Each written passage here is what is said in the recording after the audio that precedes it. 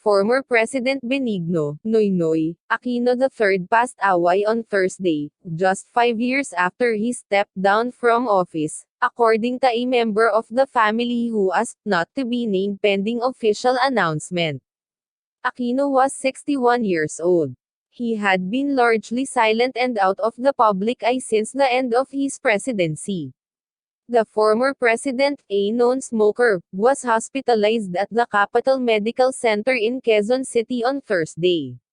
His sister, actress Kris Aquino, was seen entering the medical facility but did not give a statement. Aquino was swept into power in 2010 following the death of his mother, former President Corazon Aquino, in 2009. Cory was elected after the 1986 EDSA People Power Revolution toppled the Marcos dictatorship. The former president's parents had staunchly opposed Ferdinand Marcos' strongman rule, leading to the assassination of his father Benigno Aquino Jr. when he returned home from political exile in 1983. Prior to assuming the country's top post, Aquino had served as a senator for 6 years and a lawmaker, representing the Tarlac constituency north of Manila from 1998 to 2007. I had no ambitions to run in the 2010 elections but I responded to the people's clamor. I am but the face of what we believe is the overwhelming demand of our people to repudiate everything wrong in this administration, Aquino said in a speech the same year. It was under the Aquino administration when the Philippines brought China to the arbitral tribunal over its vast claims in the West Philippine Sea.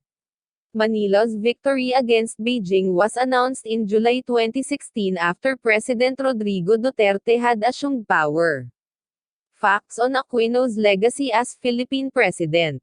Former President Benigno Aquino III thanks supporters who greeted him upon his arrival at his personal residence on Times Street in Quezon City on June 30, 2016 on his last day in office. Benigno Aquino III stepped down as Philippine President after a 6-year term that was highly regarded overseas but partly condemned by voters at home. After his preferred successor was soundly defeated in last month's elections, here are what political and economic analysts interviewed by AFP say were his key legacies.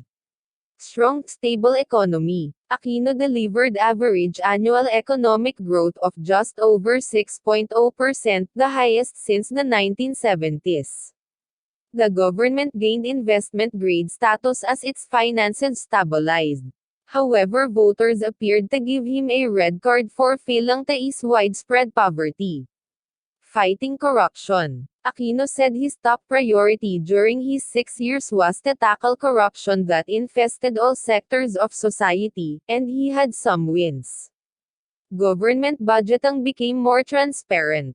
He took some high-profile scalps, including having his predecessor, Gloria Arroyo, arrested for corruption and the then Supreme Court Chief Justice impeached. Aquino also was himself seen to have avoided the temptation of plundering from the state, unlike many of his predecessors. But overall graft in society remained a major problem. Standing up to China, Aquino put the Philippines' long-running dispute with China over competing claims to the South China Sea at the top of his foreign policy agenda. He launched a landmark case with a UN-backed tribunal to challenge China's claims to most of the sea. That tribunal is expected to issue a verdict within weeks, and a favorable ruling would place pressure on China to temper its recent expansionist policies in the sea.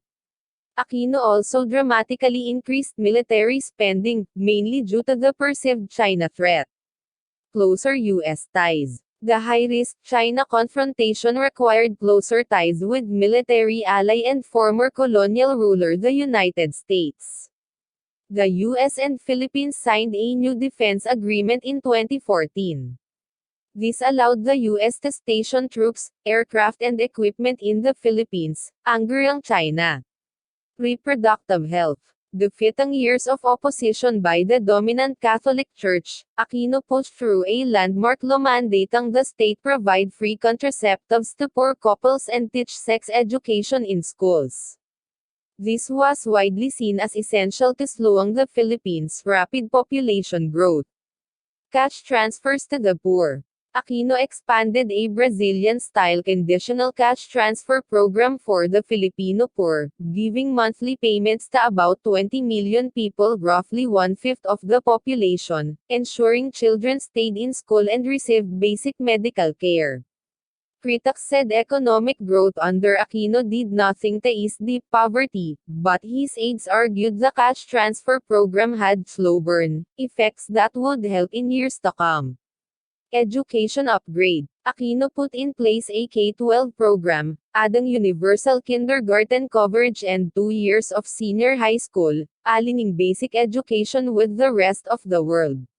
Local mother tongues were introduced as teaching languages for some subjects in place of English.